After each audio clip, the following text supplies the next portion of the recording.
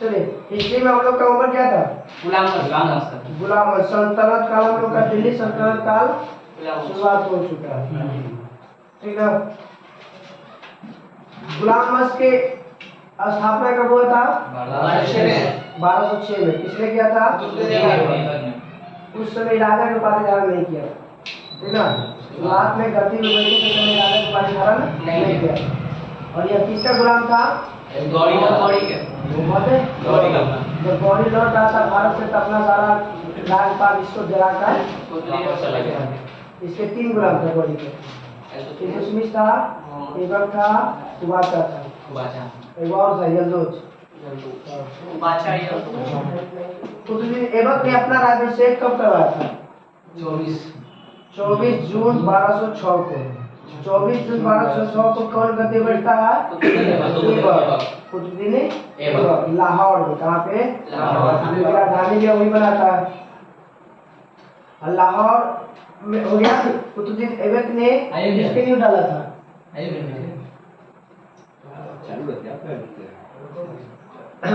बोले कि कुतुबुद्दीन ऐबक ने किसकी नींव रखा था? तो कुतुब मीनार की नींव रखा था किसने? कुतुबुद्दीन ऐबक ने। और दिल्ली में कुव्वत ए इस्लाम मस्जिद, अजमेर में 2.5 दिन का झोपड़ा का निर्माण किसने करवाया था? तो कुतुबुद्दीन ऐबक ने। 2.5 दिन का झोपड़ा। उसके बाद कुव्वत और इस्लाम मस्जिद कहाँ है? दिल्ली में। कुव्वत और इस्लाम मस्जिद कहाँ है? दिल्ली में। 2.5 दिन का झोपड़ा कहाँ भी है? अजमेर में। 2.5 दिन का झोपड़ा कहाँ है? अजमेर में।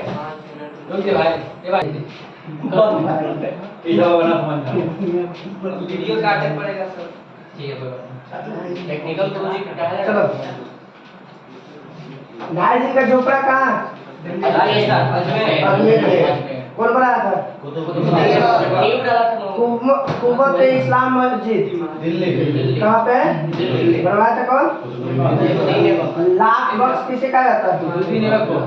लाख बख्श का अर्थ क्या होता है? दान दे दो। लाखों का दान दे दो। इसी को क्या कहा जाता है? हातिम ताई कहा जाता है। क्या कहता है? कुरान खा कहा जाता है। क्या कहता है? पता नहीं कुतुब मीनार की ऊंचाई कितना है? अभी 234 फीट। 225 फीट ऊंची मंजिल बनाया था। लेकिन अभी फिलहाल उसके लास्ट में जो थी टोटल क्या वो बनाता 9 फीट के ऐसे तो स्टडी कर लो। निकल जाएगा करेगा तो पहले सुन लो। करेगा। हां चलो नहीं करेगा। चलो आई नहीं कुछ नहीं कर। तो नियम ना सही नहीं है। तबाक चला रहा है।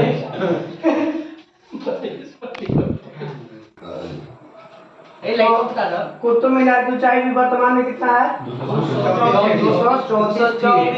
234 फीट। बताना कि नालंदा विश्वविद्यालय का ध्वस्त किसने किया था? बख्तियार खिलजी। इसका सेनापति था कुतुबुद्दीन ऐबक। और ऐबक की मृत्यु हो जाती है गद्दी पे बैठे के 4 साल बाद। 1206 में बैठता है, 4 साल बाद 1210 में मर जाता है। कौन खेलता है?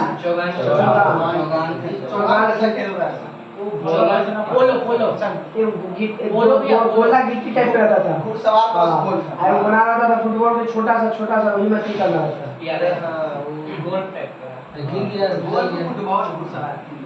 कहाँ दफनाया गया था? लाहौर। जहाँ अपनी राजधानी बनाया था ना वहीं पे इसको दफना दिया। ऐबक का मकबरा कहाँ है? लाहौर। ऐबक का उत्तराधिकारी कौन हुआ? आराम सा। मात्र 8 महीना। और से आराम सा 8 महीना के लिए बैठा था। कौन? आराम सा। और इसको कौन हटाता है? हत्या कर देता है इसको 1211 में और खुद बैठ जाता है गद्दी। और 25 साल तक शासन करता है। कितना साल तक? 25 साल। इल्तुतमिश गद्दी पे कब बैठेगा? तो 1211। यह तुर्किस्तान का इल्बरी तुर्क था। बोलेगा कि इल्तुतमिश कहाँ के था भाई? तुर्किस्तान का। क्या था? इल्बरी तुर्क, जो ऐबक का गुलाम और दामाद था। ऐबक का गुलाम और दामाद। इसी को कहा जाता है गुलामों का गुलाम। गुलामों का गुलाम। गुलाम हो पहले कि गौरी गौरी के गुलाम हुआ कौन? ऐबक। ऐबक गुलाम कौन हो गया? इसलिए गुलामों का गुलाम कहा जाता है इल्तुतमिश। जब यह ऐबक मरा था उस समय कहाँ का बना था शासक है? गवर्नर बदायूं का। कहाँ पे? बदायूं यूपी में पड़ता है ना। तो जब ऐबक मरा था, ऐबक जब मरा था उस समय कहाँ का शासक था? गवर्नर था बदायूं का। इल्तुतमिश के 5 महत्वपूर्ण कार्य। पहला, कुतुब मीनार का पूरा करवाया था। पूरा शुद्ध अरबी के सिक्का जारी करने वाला पहला शासक था इल्तुतमिश। शुद्ध अरबी सिक्का में चांदी का टंका और तांबा का जीतर। चांदी का टंका और तांबा का जीतर कौन शुरू करता है? तो इल्तुतमिश। 21 में था शुद्ध अरबी सिक्का था। कैसा था? शुद्ध सोना का सिक्का सबसे ज्यादा किसने जारी किया था? शुद्ध सोना का क्या था? कुषाण। सर्वाधिक सोना बोलेगा तो गुप्त, अब पहला सोना बोलेगा तो हिंदी। दूसरा था इसने एकता प्रणाली को स्टार्ट किया था। क्या था? एकता प्रणाली को शुरुआत करने वाला शासक कौन था? एकता प्रथा। ये एकता प्रथा था, खेत लेके उस पर कृषि करने से संबंधित था। इसलिए 40 गुलाम के सरदार का संगठन बनाया था जिसके तुर्गान ए चिहलगामी कहा जाता है। तुर्गान ए चिहलगामी, जिसको विनाश कौन करवाता है? इसी का था। और इसी 40 में से था खुद एक बलबन था। 40 में से खुद था तो 40 में से सबको कोई मरवा देता है, कोई रिड्यूस भेज देता है और अपने आप फिर शासन करता है। तो इल्तुतमिश ने राजधानी कहाँ बनाई थी? दिल्ली सल्तनत का पहला शासक था जो अपनी राजधानी दिल्ली ले गया। जैसे मुगल साम्राज्य में था ना शाहजहां जो अपनी राजधानी दिल्ली ले गया था, उसी तरह से इसमें जो था वो कहाँ ले जाता है? तो दिल्ली। कौन? इल्तुतमिश। लाहौर से बदल के कहाँ लेके जाता है? दिल्ली। कौन? इल्तुतमिश। और यहीं पे हौज ए सुल्तानी का निर्माण दिल्ली एक कोना के निकट करवाता है। हौज ए सुल्तानी कहाँ पे है? तो दिल्ली में। किसके निकट मिलता है? तो दिल्ली एक कोना के निकट में मिलता है। इसी का वर्तमान नाम हौज खास है। हाँ, हौज खास जो बैठक जो लोग करता था, बड़ा बड़ा लोग बैठक मुस्लिम लोग। अब आते हैं इल्तुतमिश पहला शासक था जिसे 1229 में बगदाद के खलीफा ने क्या किया था? सर्टिफिकेट दिया था। सर्टिफिकेट दिया था कि तू खलीफा है, सुल्तान है, खलीफा बना। पहले तो था सर वो है गजनी, तो उसको दिया था तो वो कौन सी था? अरब का था। दोनों अलग अलग क्वेश्चन बनेगा ना, उसको भी सबसे पहले तो मिलेगा ना। तो क्वेश्चन के अनुसार आप देखिएगा, ऑप्शन के अनुसार। अब आ गए थे तो खलीफा पद में बन गया। इल्तुतमिश की मृत्यु हुई 1236 और इसी के शासन काल में चंगेज खान खरीदता है वो किसको? ख्वारिज्म को। किसको? ख्वारिज्म में आता है। इसके ख्वारिज्म का शासक चंगेज खान ख्वारिज्म के सम्राट था। ख्वारिज्म के सम्राट था कौन? जलालुद्दीन। और जलालुद्दीन को खरीदते खरीदते भागा था किसके शरण में? पहले नहीं पता रहता, आराम से उसको रखता, खिलाता पिलाता, बात पूछता है कौन खरीद रहा था। चंगेज ये भाई हाथ जोड़ते हैं, आप यहाँ से जल्दी निकलिए। हम अपने साम्राज्य को बर्बाद नहीं होते देख सकते अपने आप से। क्या करता है? उसको वहाँ से निकाल देता है। इल्तुतमिश के बाद उसका बेटा बनता है रुकनुद्दीन फिरोज। वो एक अयोग्य शासक था, मतलब योग्य नहीं था। हाँ, अल्पकालिक शासन पर उसका माँ कौन छाई रही? तुर्कान। कौन छाई रही? तुर्कान। इसका मतलब इल्तुतमिश के पत्नी क्या नाम था? तुर्कान। कौन? तुर्कान। शाह तुर्कान के अवांछित प्रभाव से प्रभावित होकर, परेशान होकर कौन? तुर्की अमीर ने रुकनुद्दीन को हटा दिया। क्या? और उसकी बहन रजिया को गद्दी पर बैठा दिया। उसको इस तरह से रजिया बेगम भारत का प्रथम क्या हुआ? महिला शासिका। अगर ये ऑप्शन में ना रहेगा तो कौन? पंजाब कश्मीर के रानी दिद्दा। कौन? रानी दिद्दा। ये ऑप्शन में न रहेगा तब रजिया सुल्तान किसका बहन किसका बहन रुकनुद्दीन फिरोज का फिरोज किसकी बेटी थी इल्तुतमिश के बेटा था रुकनुद्दीन, तो उसकी बेटी हो गई इल्तुतमिश, भाई बहन हुआ ना। सोचली बहन। अरे ये वो दो शादी करता है दो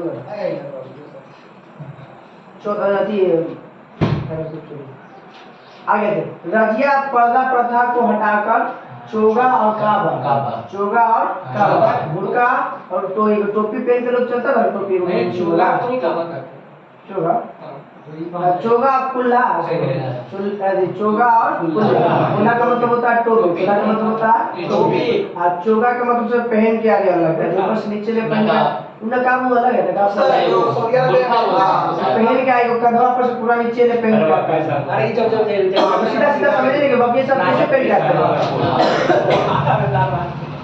नहीं वो नहीं मानती।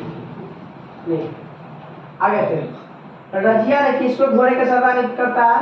याकूत को मलिक याकूत को, किसको? मलिक याकूत, मलिक जमालुद्दीन याकूत नाम है, तो मलिक याकूत करते हैं। ये अमीर एक कुछ दिया गया, अमीर अकबर का रहता है, अमीर अकबर इसका होता है घोड़े का सरदार। इसी को तो बनाने के चलते तो रजिया को हटा देता है, अपने गैर तुर्क को बना देता है, इसलिए सब उसके जो पति था संबंधित था सब नापुष्ट हो जाते हैं। गैर तुर्कों का सामंत बनाने का रजिया को प्रयास से तुर्की अमीर विरुद्ध हो गए और उसको बंदी बनाकर दिल्ली की गद्दी पर किसे बैठा दिया गया? बहराम शाह। किसको? बहराम शाह। इल्तुतमिश के बाद कौन बैठता है? बहराम शाह। इल्तुतमिश के बाद बनता है उसका बेटा रुकनुद्दीन फिरोज, उसके बाद दिल्ली के बनता है रजिया सुल्तान, उसके बाद बैठता है बहराम शाह। अब बहराम शाह को कौन हटाता है? बलबन हटाएगा, बलबन 1242 में भैया 1242 में हटा देता है कौन? बलबन। और उसके बाद उसको बैठाता किसको? अपने बेटिया का दे देता, शादी कर देता है किसके साथ? नाम है नसरुद्दीन मोहम्मद, जो टोपी सीकर जीवन निर्वाह करता था। अब उसको क्या करता है कि 1266 तक समझिए कि सारा कंट्रोल बलबन के पास, मगर सिग्नेचर करके उनका दामाद और वही दामाद इसको उलूग खा के उपाधि देता है बलबन को, कुछ उपाधि उलूग खा के उपाधि। अरे नसरुद्दीन मोहम्मद है, तो नसरुद्दीन मोहम्मद आपको किसका दामाद हुआ? बलबन का। बलबन कब इसको गद्दी पे बैठाता है? 1242 में। किसको हटाकर? बहराम शाह। बहराम शाह को हटा के 1242 में 12 हो गया। बलबन स्टॉप जी लाइन परेशान कर ले।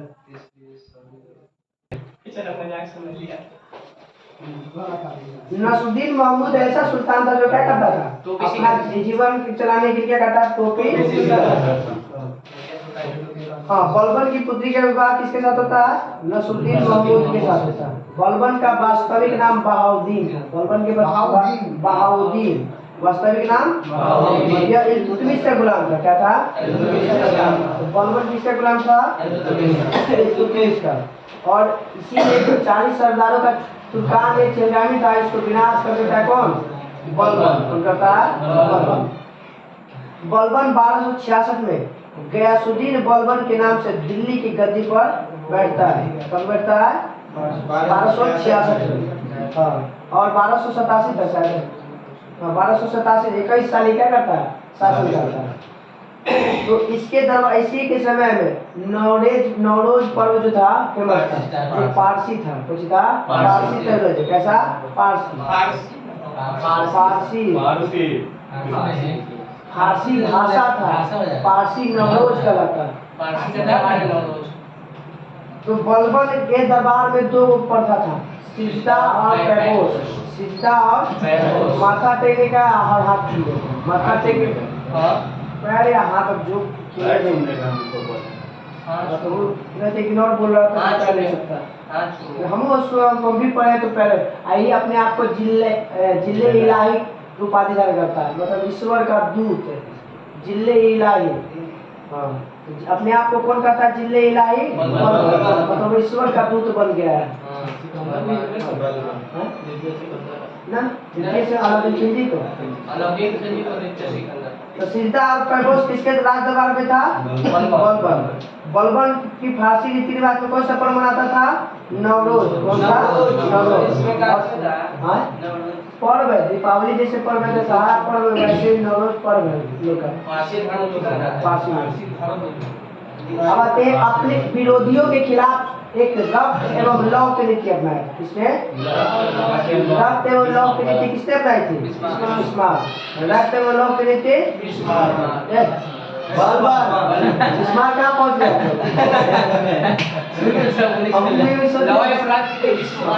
वो है जर्मनी का एकीकरण में हुआ।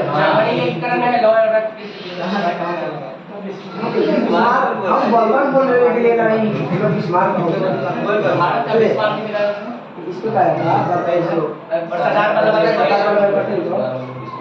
ले विरोध अपने विरोधियों के प्रति कटौती कौन सा नीति अपनाया था? रफ्त एवं लौ। नसरुद्दीन महमूद ने बलबन को क्या दिया था उपाधि? उल्लू खान उपाधि बताते हैं। उसका दामाद कौन क्या उपाधि देता है? उल्लू खान। हाय उल्लू खान तुगलक वंश में एमबीटी को भी उल्लू खान कहा जाता है। इसमें बलबन को उपाधि दिया गया था किसके द्वारा? नसरुद्दीन महमूद। नसीर महमूद ने अपने ससुर को उल्लू खान की उपाधि देता है। इतना बड़ा राजा बलबन के दरबार में फारसी प्रसिद्ध कवि अमीर खुसरो और अमीर हसन रहते। अमीर खुसरो और तबला वादक के जनक अमीर खुसरो। तबला वादक के जनक अमीर खुसरो और उसका कौन था? एक बार अमीर हसन। और गुलाम वंश रामजी शासक कौन था? शमसुद्दीन तैमूर। शमसुद्दीन तो बताना है कि तैमूर का जन्म कब हुआ था? तो तैमूर मतलब इसको चंगेज का जन्म कब हुआ था? 1163 में। कब जन्म होता है? हाँ। इसके पिता का नाम था कौन जी? येसुगाई बहादुर। येसुगाई बहादुर। ये कहाँ पे रहता था भाई? मंगोल। कहाँ पे? मंगोल। मंगोलिया का एक अथी तो भी है। मंगोलिया के रेगिस्तान। हाँ मंगोलिया का एशिया का सबसे बड़ा। मंगोलिया में वो भी रेगिस्तान एशिया का सबसे बड़ा है। दक्षिण अफ्रीका। और बताना है कि सबसे ज्यादा किस विश्व में किस देश के मरुस्थल में सबसे ज्यादा लोग रहते हैं? राजस्थान में हमने हाँ सबसे ज्यादा जनसंख्या घनत्व वाला मरुस्थल थार। यदि पाकिस्तान का भी भाग उसमें आ जाता है उसको कुछ नहीं कुछ नहीं करेगा अपने चल जाएगा चल जाएगा। ये कैसे हो गया? हाँ चल जाएगा। आप छिड़िएगा तब भी छिड़ेगा। चलिए आगे थे। तो अब थोड़ा जल्दी रोक कीजिएगा। तो बताइए कि कुतुब मीनार की ऊंचाई कितनी थी? कितनी? ऐबक का दीपक का बेटा है 1200। कितने साल के बाद मर जाता है? 12 साल के बाद मतलब 1210 में मर जाता है। उसके बाद कौन बैठता है? मात्र 8 महीने के लिए। और इसको मार कर गद्दी पे कौन बैठता है? 1211 में कितना साल तक गद्दी पे बैठता? तो 25 साल। और 1136 में मर जाता। इसके द्वारा 5 गो कार्य किया गया था। तो इसका पहला क्या था? कुतुब मीनार को पूरा करवाना था। शुद्ध अरबी सिक्का करवाया था। टंका चांदी का और तांबा पीतल जो था तांबा का। फिर उसके बाद इक्ता प्रथा की शुरुआत किया था इक्ता प्रथा की शुरुआत किया था। एक क्या था? तुर्कान ए चेलगानी मतलब 40 सरदारों का एक संगठन बनाया जिसे कहते हैं तुर्कान ए चेलगानी। और पांचवा था कि सर्वप्रथम दिल्ली के अमीर को प्रभाव को कम किया था मतलब उसमें वैल्यू नहीं था अमीर का, उसमें वैल्यू नहीं था, इसलिए अमीरों को क्या किया था? प्रभाव को कम कर दिया था। तो इल्तुतमिश के मरने के बाद इसको वैधानिक स्वीकृति प्राप्त करता है कब? 1229 में। कौन देता है? बगदाद के खलीफा क्या करता है? वैधानिक स्वीकृति प्राप्त करता है कि आप वहाँ का राजा हैं। उसके बाद इसके मरने के बाद कौन बैठता है? उसका बेटा रुकनुद्दीन फिरोज। उसके बाद बैठता है कौन?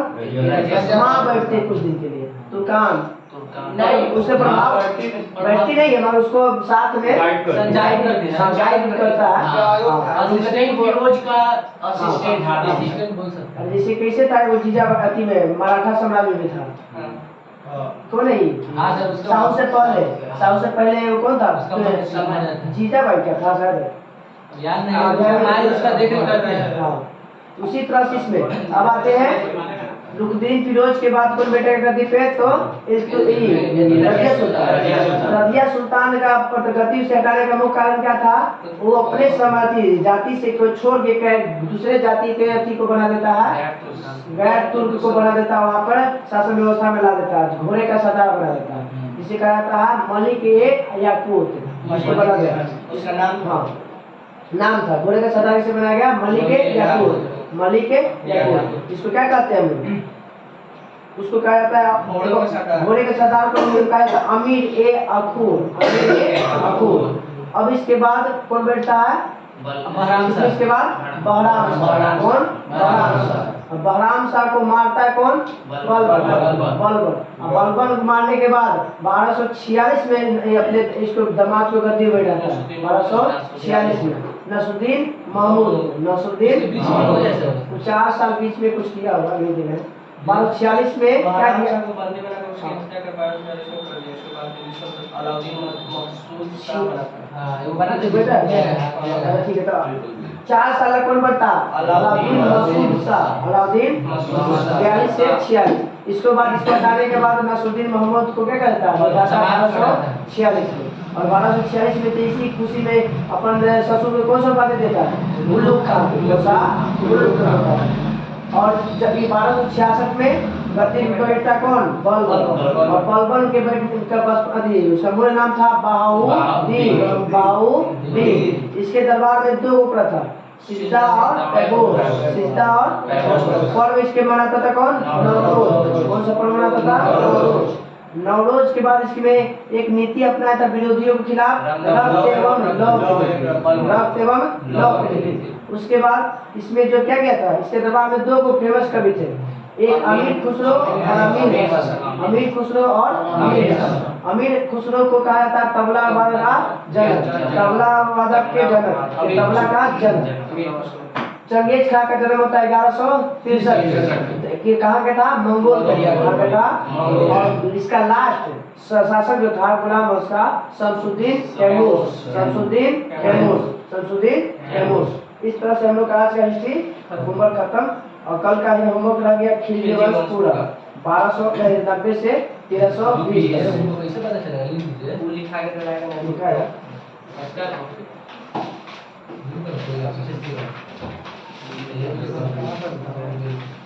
जड़ भाटा बार बार पूछना है जड़ भाटा खत्म हो गया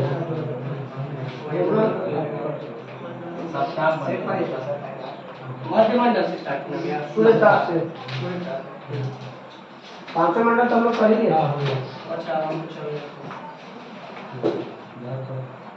हम चल खिलजी वंश पूरा 90 से 1320 छोटा शासनकाल सबसे छोटा सा 1320 सबसे दूल्हा वर्ष है ना दूसरा वर्ष गुलाम गुलामी को ममलूक अरे 12 से 1320 से लेके 1414 चलता है 1451 से 1414 तक दूल्हा ज्यादा चलिए आगे हम लोग तुगलक वंश के तो बोले 1320 से 1392 वो ध्यान में देता है 14 से 14 तक चलता है 14 तक 14 तक अगला स्टार्ट होता 14 से 14 में अगला दिन बंद हो ओरिजिनल जो शासन है ना वहाँ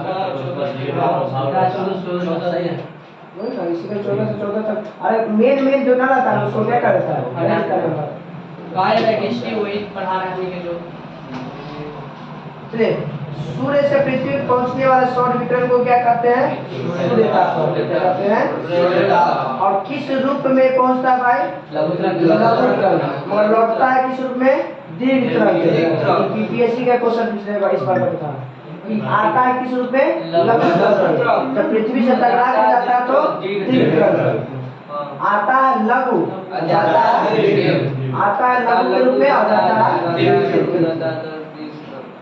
वायुमंडल की बाहरी सीमा पर सूर्य से प्रति मिनट प्रति वर्ग सेंटीमीटर पर कितना 1.94 कैलोरी ऊष्मा प्राप्त होता है। प्रति सेकंड कितना 1.94 कैलोरी ऊष्मा प्राप्त होती है। पर मिनट पर अब आगे हैं सबसे अधिक सूर्य ताप। और आगे बढ़िए, आगे बढ़िए और आगे बढ़िए।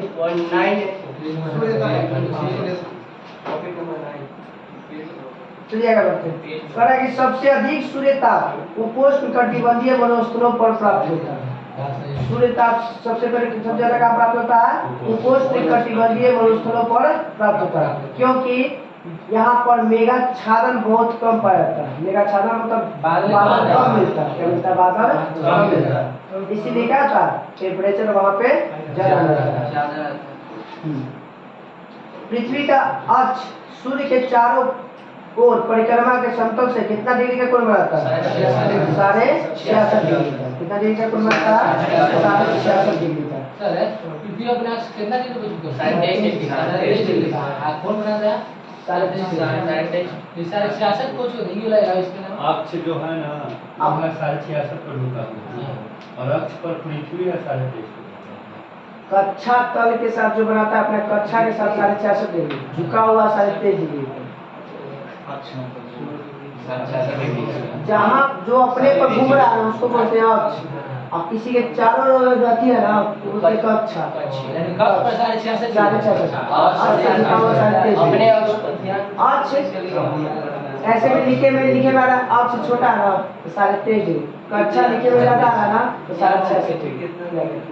रीजन था इसको बहुत ज्यादा। एलिबिडो क्या? एलिबिडो बता सर बोलिए। जैसे सूर्य ताप जो आएगा ना जो रास्ता से आया फिर उसी रास्ते से चले दोनों का बात के एलिबिडो का। सूर्य के जो आया टेम्परेचर आने के बाद लौट जाएगा तो जितना आएगा तो उसका कुछ न कुछ मान होगा और टकराने के बाद कुछ ऑब्जर्व हो जाएगा उसके बाद लौटेगा तो दुनिया के अनुपात को हम लोग एलिबिडो कहते हैं। क्या कहते हैं? एलिबिडो। तो एलिबिडो सूर्य के टेम्परेचर के अंतर का अनुपात को एलिबिडो कहते हैं। हाँ भी कह सकते हैं। ये लघु तरंग और दीर्घ तरंग के अनुपात को क्या कहेंगे हम? एलिबिडो कह सकते हैं। आता है लघु के रूप में, आ जाता है दीर्घ के रूप में। वायुमंडल की बाह्य सीमा पर प्राप्त होने वाले सौर विकिरण के लगभग 32% भाग बादलों के सतह से क्या जाता है? परावर्तित हो जाता है। मतलब सूर्य टेम्परेचर का जो भाग होता है जो हमारे पास पृथ्वी को प्राप्त होता है उसका कितना भाग 32% बादल से टकराकर लौट जाता है। हाँ, इस प्रकार सौर विकिरण 34% भाग धरातल को गर्म करने में काम में नहीं आता। तो 34% जब पृथ्वी को काम गर्म करने में काम में नहीं आता। 22 और 2% जो है सूर्य ताप का लगभग 2% धरातल से लौट जाता है। तो 32 और 2 34। तो 34% पृथ्वी का कोई काम नहीं है, नालायक है। 34% मतलब उसका कोई काम नहीं है, उसको अपने से लौट के चल जाता है बीच रास्ता में। कहा कि पूर्ण मेघाच्छादन के समय सूर्य के प्रकाश में कमी का मूल कारण क्या होता है? परावर्तन, न कि अवशोषण। अवशोषण नहीं होता, परावर्तन। बादल से टकराकर लौट जाता है। उस समय गर्मी भी ज्यादा लगता है हम लोग, क्योंकि पृथ्वी का टेम्परेचर ऊपर नहीं जाता, बीच में बना रहता है। हाँ, तो क्वेश्चन आता है कि साफ मौसम की अपेक्षा बादलों वाली रात काहे गर्म होता है? तो वही क्या होता है कि हमारा जो पृथ्वी का टेम्परेचर जो होता है वो टकरा के फिर लौट आता है पृथ्वी पर, और ऊपर वाला ऊपर ही से लौटा के ऊपर चले जाता है। पृथ्वी सौर विकिरण द्वारा प्रसारित ऊर्जा का 51% भाग और वायुमंडल सौर ऊर्जा का केवल 14% ही ग्रहण कर पाता है। माने सौर ऊर्जा का कितना परसेंट? 51%। और वायुमंडल से जो आता है उसका कितना परसेंट है? 14% ही उपयोग कर पाता है। तो वायुमंडल को गर्म करने की कितनी विधियां? 3। गर्म करने की कितनी विधियां? 3। कौन कौन? कंडक्शन, कन्वेंशन और एक को बोलते हैं रेडिएशन। हिंदी में चालन, संवहन और विकिरण। इसमें 4 मॉडल ना मॉडल दिन एकदम मोबाइल पूरा मॉडल बना हुआ है। वहां से आ रहा है, अंदर नहीं है।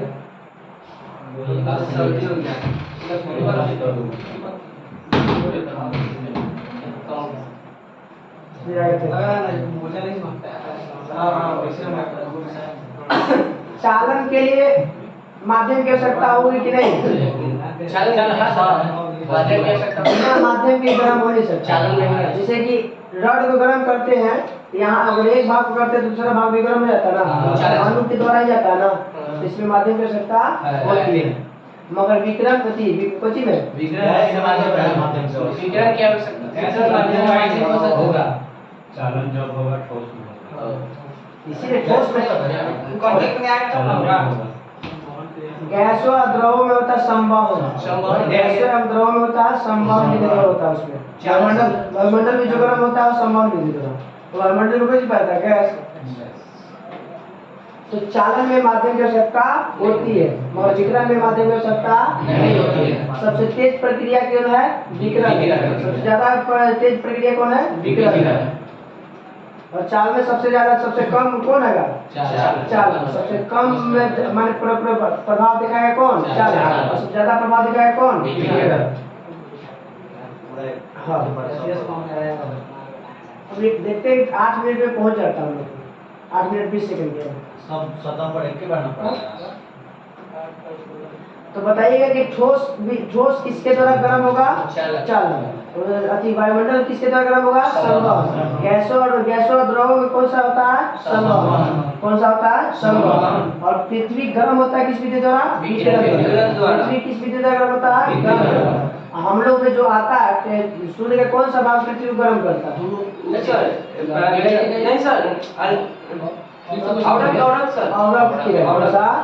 हम लोग को जो गर्मी लगता है वो औरत की गर्म लगता है, ठीक ना? इंफ्रारेड जिसको बोलते हैं।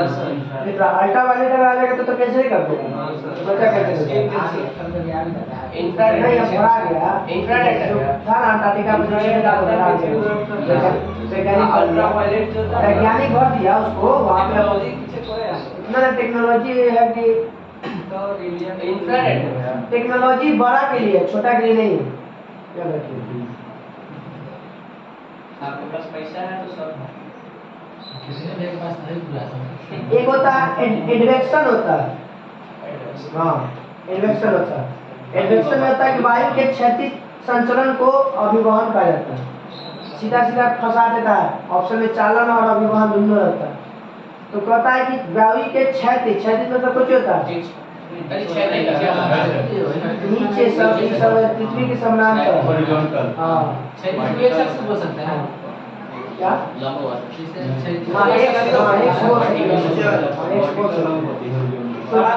वायु के क्षैतिज संचलन को क्या कहते हैं हम लोग? अभिवहन। वायु के क्षैतिज संचलन क्या कहते हैं? अभिवहन। और उष्णकटिबंधीय प्रदेशों में विशेषकर उत्तरी भाग में गर्मियों में चलने वाले स्थानीय पवन लू किसका परिणाम है? तो अभिवहन का परिणाम। जो लू चलता है हम लोग यहाँ पे वो किसका प्रभाव है? अभिवहन का प्रभाव। क्योंकि लू जैसे ऐसे हवा थोड़ी चलता, लू देखिएगा दूर से दिखाई देता, लगता है चल रहा है, अनुभव होता है गर्मी में हवा को जैसे लगता है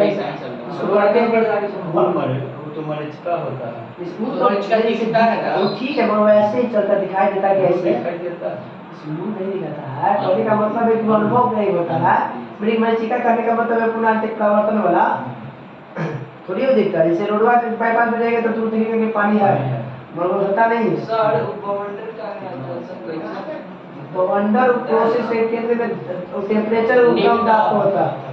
अब उसका प्रोसेस अलग है, आगे पढ़ना है कॉमन में आना अगला बार वो नंबर वही मिलेगा, वही है नंबर बॉन्डरी मिलेगा।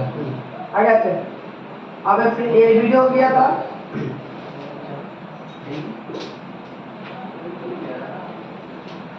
अब टेम्परेचर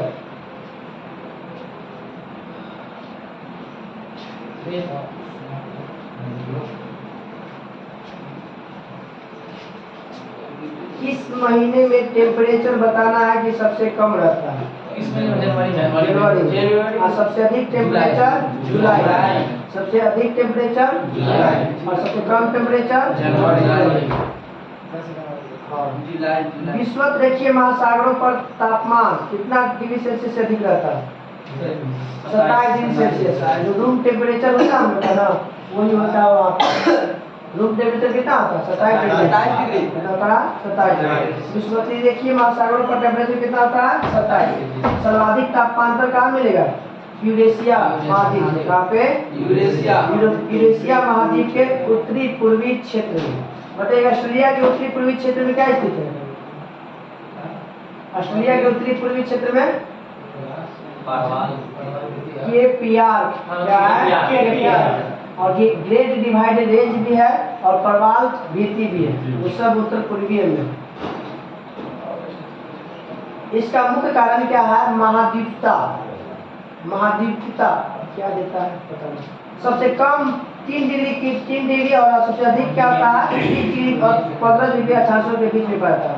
इसका जो टेम्परेचर कम जो है वो कितने से कितने डिग्री के बीच में पाया जाता है? तो 20 डिग्री दक्षिणी और 15 डिग्री उत्तरी अक्षांशों के बीच में सबसे कम टेम्परेचर 3 डिग्री सेल्सियस पाया जाता है। कहाँ कितना में? 20 डिग्री दक्षिणी अक्षांश और 15 डिग्री उत्तरी अक्षांश के बीच में। समताप रेखा का जहाँ पे समान टेम्परेचर मिल गया उसे लवणता पाई जाती है। समताप ये आइसो लाइन लवणता हो गया, समताप हो गया, सम लवणता हो गया, आइसोलाइन बोलते हैं इसको। आइसोथर्म इंग्लिश बोलते हैं शायद।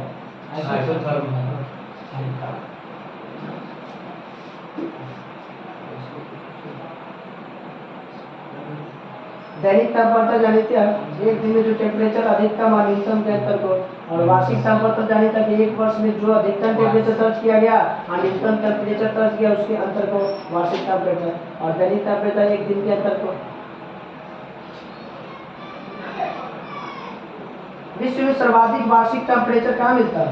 साइबेरिया में, बर्फोयांश में। साइबेरिया के बर्फोयांश, साइबेरिया के 65.5 डिग्री सेल्सियस कितना होता है? विश्व में सबसे ज्यादा तापमान में अंतर कहाँ पे? साइबेरिया के क्षेत्र है, उसमें पाया जाता है एक जगह बर्फोयांश। वहाँ पे कितना टेम्परेचर भाई? 65.5। रूस के स्लेव भाई को कहा जाता है साइबेरिया। वायुमंडलीय दाब से पढ़े तक है ना? हम लोग का है कल वायुमंडलीय दाब पूरा, पवन भी पूरा खत्म कर देते हैं।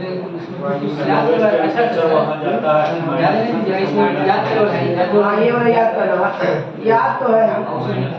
कहाँ से यहाँ से वायुमंडलीय दाब से कहाँ से? वायुमंडलीय दाब से पवन पूरा, पवन भी पवन कहाँ से? पवन यहाँ पे ये पूरा असली समय समुद्र से भी छोड़ देते हैं। ऊपर मौसमी पवन कर रहा है। वायुमंडलीय दाब से पढ़ना है मौसमी पवन तक। सुना ना एक बार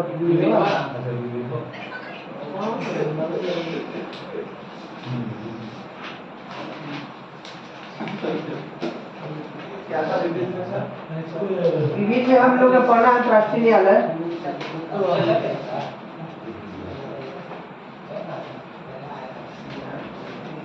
थोड़ा सा आप लोग अंतर्राष्ट्रीय न्यायालय पॉइंट नंबर 6, टॉपिक नंबर होगा आपका 20 में है। 20 में पॉइंट नंबर 6, संयुक्त राष्ट्र अधिकरणीय मध्यस्थ संगठन।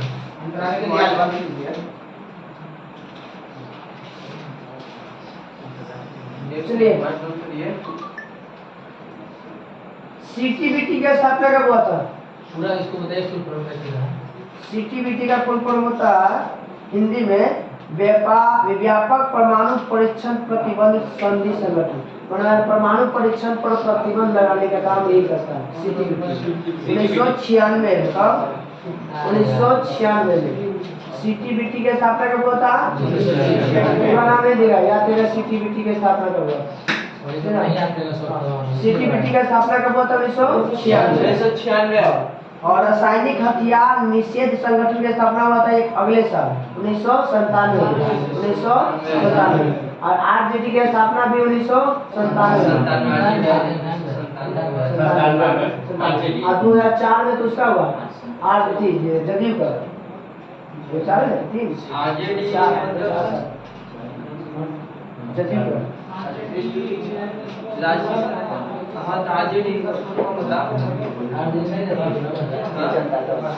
राष्ट्रीय जनता दल या राष्ट्रीय जनता पार्टी, ऐसे पार्टी बोल रहे हैं।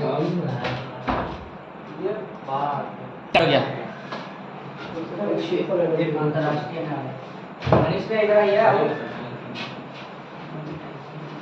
बताइएगा कि WHO की स्थापना 7 अप्रैल 1948 को, विश्व मौसम विज्ञान संगठन 1950 में, विश्व मौसम विज्ञान संगठन 1950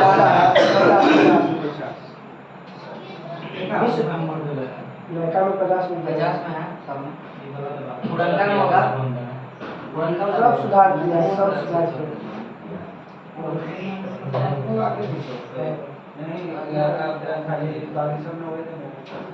चलिए। वर्ल्ड बैंक के सब जानते हैं 1944 में, IMF का वही अनुसार हुआ है 45 में हुआ, एक ही अथी में हुआ था, कौन सा ब्रेटन वुड्स सम्मेलन में दोनों का किया गया था बना था यहाँ पे, और उसके बाद 1900 यहाँ पे दे रहा है 44, वर्ल्ड बैंक में होना चाहिए 45, सबका पता ना कैसे कैसे देता है। विश्व पर्यटन संगठन WTO दुगो है, एगो WTO विश्व पर्यटन संगठन, एगो विश्व व्यापार संगठन। तो पर्यटन वाले याद है 1925 में, पर्यटन वाला 1925, इसकी मुख्यालय मैड्रिड में, मुख्यालय है हाँ। ILO की स्थापना होता है 1919 में, 1919 में, इसका मुख्यालय है जेनेवा में 1900। सार्वभौमिक डाक सेवा 1874, सार्वभौमिक डाक सेवा इसी समय हुआ था। भारत में पहला बार लौह इस्पात कारखाना कुल्टी में, पश्चिम बंगाल में। हाँ, एक है अंतर्राष्ट्रीय दूरसंचार संघ 1865, उन्होंने 1865 अंतर्राष्ट्रीय दूरसंचार संघ। एक है नहीं सोचिए यार, लिख लीजिए नहीं है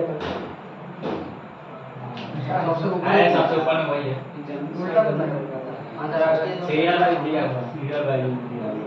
यूनेस्को 1946, यूनेस्को की स्थापना 1946, मुख्यालय पेरिस, मुख्यालय पेरिस। विश्व मौसम विज्ञान संगठन हो गया ना 1950, और एक और अंतर्राष्ट्रीय सामुद्रिक व्यापार संगठन 1958, इसका मुख्यालय लंदन में। मौसम विज्ञान संगठन का कब बोले सर? 1950। हाँ, अब आते हैं नीचे अंतर्राष्ट्रीय न्यायालय। अंतर्राष्ट्रीय न्यायालय की स्थापना हुआ था 3 अप्रैल 1946। अंतर्राष्ट्रीय न्यायालय का मुख्यालय कहाँ है? दहेग में। कहाँ पे है? दहेग में। अंतर्राष्ट्रीय न्यायालय का मुख्यालय दहेग में। इसमें कितने अनुच्छेद और कितने अध्याय है? तो 5 अध्याय और 70 अनुच्छेद, 5 अध्याय और 70 अनुच्छेद, 5 अध्याय और 70 अनुच्छेद। पर कि इसमें 15 गो न्यायाधीश होते हैं। कितने न्यायाधीश होते हैं? 15 न्यायाधीश होते हैं। इसमें कोरम के लिए क्या इसके कार्यकाल होता है 9 वर्ष का। इसके सदस्यों का कार्यकाल 9 वर्ष का, और प्रत्येक 3 साल पर 5 सदस्य का क्या कहता है? रिटायरमेंट करवाएगा, अवकाश कराना। जैसे किसी राज्यसभा में एक हर 2 साल, तो वैसे ही हर 3 साल पे 5 न्यायाधीशों क्या कहता है? अवकाश। कोई भी 2 न्यायाधीश एक देश का नहीं हो सकता, कोई भी 2 न्यायाधीश एक देश का नहीं हो सकता। इसमें न्यायाधीश अपने में से ही एक अध्यक्ष और उपाध्यक्ष को 3 वर्ष के लिए चुनता है। न्यायाधीश तो क्या होता है? एक अध्यक्ष, एक उपाध्यक्ष, जिसका कार्यकाल 3 साल। कितना साल के लिए? 3 साल के लिए। वर्तमान में अभी कौन है इसका अध्यक्ष? अमेरिका के डोनोगी है, अमेरिका के डोनोगी। तब अंतर्राष्ट्रीय न्यायालय के अभी अध्यक्ष कौन है? अंतर्राष्ट्रीय न्यायालय के अमेरिका के डोनोगी, अमेरिका के डोनोगी। और रूस के हैं उपाध्यक्ष जीवोरगेन। रूस के अध्यक्ष उपाध्यक्ष बनाया गया एंटी है, दोनों रूस अमेरिका एंटी है, एगो उत्तरी पश्चिमी है, एगो तो पूर्वी है। तो अमेरिका को बनाया गया अध्यक्ष और उपाध्यक्ष बनाया गया है रूस। डोनोगी है अमेरिका का, और उपाध्यक्ष कौन है?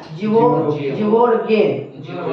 इसकी 2 भाषा है अंतर्राष्ट्रीय न्यायालय के, फ्रेंच और इंग्लिश, फ्रेंच और इंग्लिश। लगता है कि UN को अभी है ना, सरकारी भाषा भी उसका भी है, अंतर्राष्ट्रीय संघ का भी।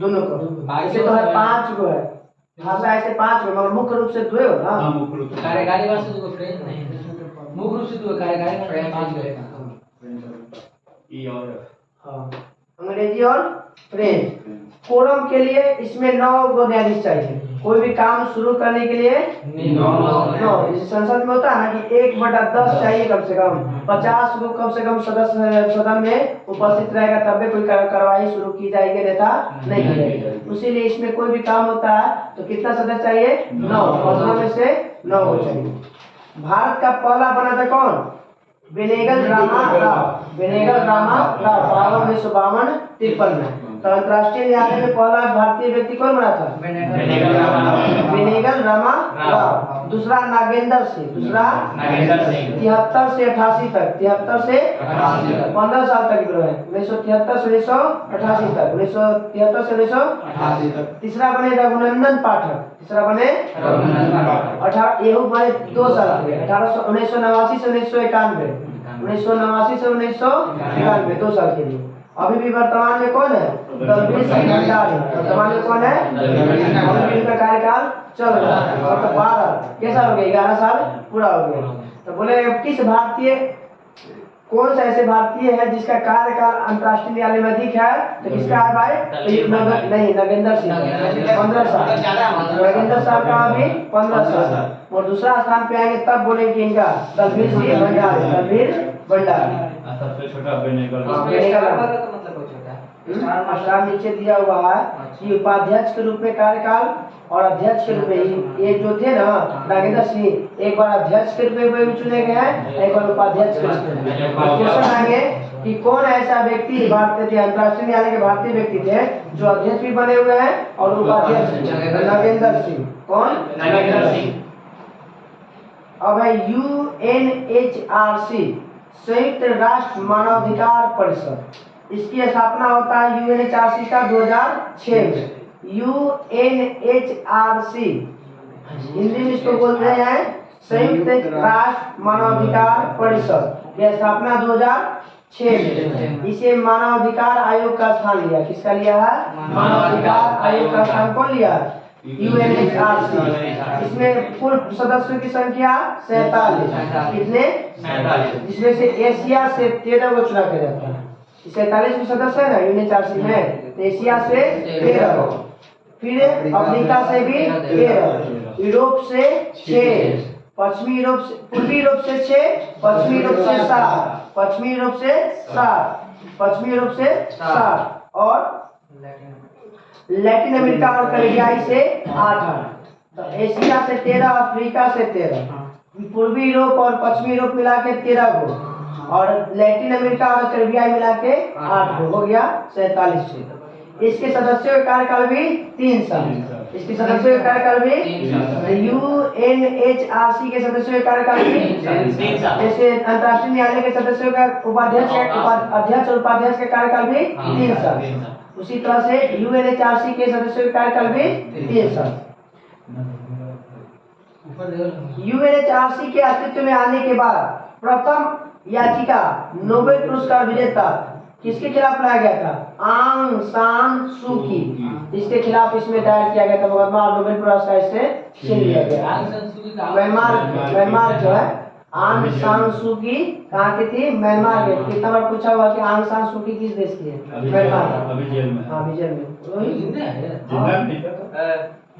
आंग सान सू के विजय से तक कितना ज्यादा हो रहा है कुछ दिन पहले ना प्रधानमंत्री की राष्ट्रपति बने थे जब सैनिक तख्ता पलट कर इसको जेल में डाल दिया वहाँ सैनिक के नहीं सैनिक पलटा था तभी वो प्रधानमंत्री रहते साल में तभी भी प्रधानमंत्री वही रहती है सैनिक का वहाँ शासन है सैनिक तख्ता पलट सैनिक जब तक वहाँ सैनिक जब तक लोकतांत्रिक सरकार नहीं बने तब तक नहीं हटेगा जब तक सैनिक रहेगा मंत्री रहेगा सैनिक आ गया तो इलेक्शन बर्बाद हो जाता है भारत में अगर सैनिक आ जाएगा सैनिक शासन व्यवस्था आ जाएगा तो सब इसे खत्म पार्टी जितना सब पार्टी में खत्म जिसको बनाया सब वो जिसको चाहे अपना ही में वो इलेक्ट कर देता है ये कर्नल यहाँ रहेगा जनरल वहाँ रहेगा ये बेकार है पाकिस्तान सब में बढ़िया। सही है ऐसा ही रहता है पाकिस्तान में भी नहीं पाकिस्तान में नहीं है अरे तो है नहीं मौसारा प्रभाव प्रत्यक्ष रूप से नहीं है परोक्ष रूप से चलिए आगे अब विश्व के प्रमुख संगठन है WTO की स्थापना 1 जनवरी 1995 मुख्यालय जिनेवा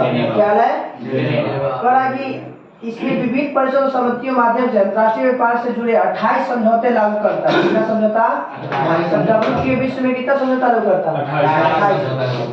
28 समझौता लागू करता है, जिसने उरुग्वे दौरे की वार्ता में शामिल किया गया था। कौन सा दौरा में शामिल किया था? उरुग्वे। और उरुग्वे प्रथम को जीता था फुटबॉल विश्व कप जीता था कौन? उरुग्वे 1930 में। वही पूरा देश वो जीता था। नवंबर 2001 में मोरक्को में मराकश को पारित किया गया था। सॉरी 1994 में मोरक्को में मराकश में पारित किया था। ये जो वार्ता जो था कहाँ हुआ था? 1994 में। कहाँ पे? मोरक्को के मराकश में। चीन कब सदस्य बनता है WTO का? 2001 में। चीन कब बनता है? 2001 में। WTO का सदस्य चीन कब बनता है? 2001 में। कौन सा सम्मेलन होता है? तो दोहा सम्मेलन। दोहा कहाँ पड़ता है?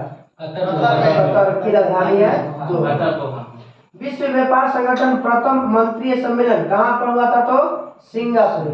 प्रथम मंत्रिय सम्मेलन कहाँ पे गया था WTO का? सिंगापुर में। कहाँ पे?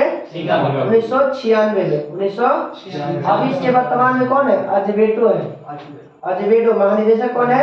अजवेडो कौन है? अजवेडो। हाँ पूरा नाम क्या है? अजवेडो ब्राजील के। कहाँ के?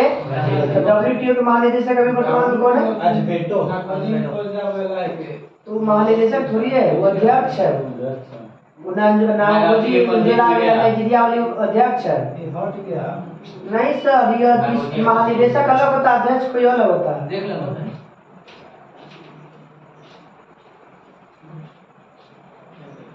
अध्यक्ष नया देख लीजिए हमारा तो भाई पता नहीं लगा करेक्ट तो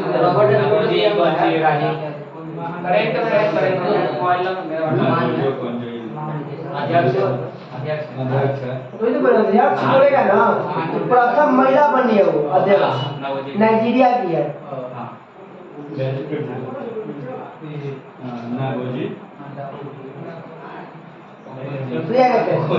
WTO में वर्तमान सदस्य 164वां अफगानिस्तान, 164वां यही है। इसका चेहरा देखें देखें। दो लोग हैं हम कैसे चले यूरोपियन यूनियन की स्थापना हुआ था। शुरुआत में इसको इनर सिक्स कहा जाता है। यूरोपियन यूनियन को पहले किस नाम से जाता था? Inner six. मतलब 6 देश आते थे, इसलिए इसको इनर सिक्स कहा जाता है। इसकी स्थापना हुआ था 1958 में। 1958 में DRDO की स्थापना और नासा की स्थापना भी 1958 में हुआ था। DRDO और नासा, DRDO और इनर सिक्स कहे जाने वाला यूरोपियन यूनियन की भी स्थापना 1958 में करा कि इसके 1 नवंबर इसकी स्थापना यूरोपियन संघ कब नाम दिया गया था? 1993 में। यूरोपियन संघ कब नाम दिया गया था? 1993 में। कब दिया गया था? और इसकी मुख्यालय कहाँ है? ब्रुसेल्स। यूरोपियन संघ के मुख्यालय कहाँ है? ब्रुसेल्स। और 1 जुलाई 2013 को क्रोएशिया इसमें शामिल होता है। क्रोएशिया कब शामिल होता है? यूरोपियन में 2013 में। अब 2013 में कौन सा राष्ट्रीय पार्टी, कौन सा पार्टी गठन होता है?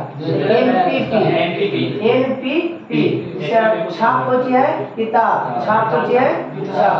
12 में हुआ था आम आदमी पार्टी, इसका झाड़ू है। ब्रेक्जिट क्या है? यूरोपियन यूनियन से इंग्लैंड हटने की को हम कहते हैं ब्रेक्जिट। अब ब्रेक्जिट कब किया था? ये तो 2020 में। कब किया था? 2020 में। यूरोपियन यूनियन से कब हटता है इंग्लैंड? 2020 में। इसी को हटने को कहते हैं ब्रेक्जिट कहते हैं। 1 जनवरी 1994 को यूरोपीय मुद्रा संस्थान की स्थापना हुआ था। तो बोला यूरोपीय मुद्रा संस्थान की स्थापना कब होता है? 1 जनवरी 1994 को।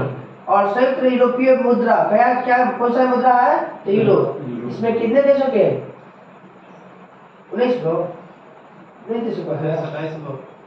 27 को। हाँ 27 देशों के साथ क्या है? मुद्रा यूरो है। 27 देशों की मुद्रा क्या है? यूरोपियन संघ के जो 27 देश है उसके मुद्रा क्या है? यूरो है। एगो यूरो 1, यूरो 2, यूरो 3, यूरो 4 होता है।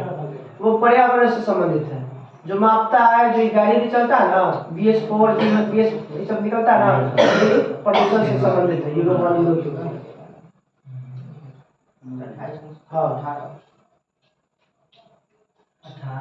European central bank, European union bank, इसका इसके एक बैंक का गठन होता है 1998 में। कब?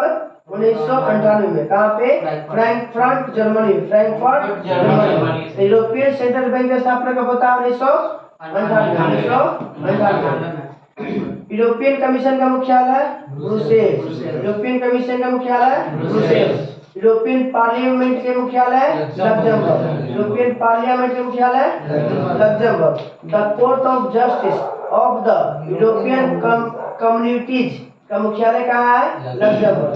The court of justice of the European communities का मुख्यालय लक्जमबर्ग।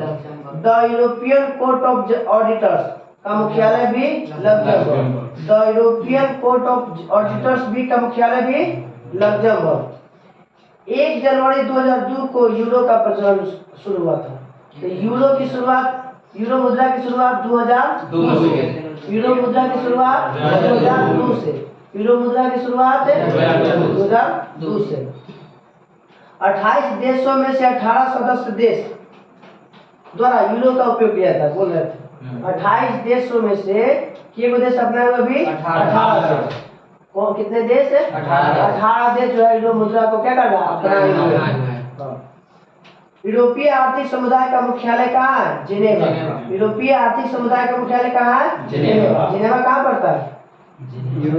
स्विट्जरलैंड। कहाँ पड़ता है? स्विट्जरलैंड का एक शहर है जिनेवा।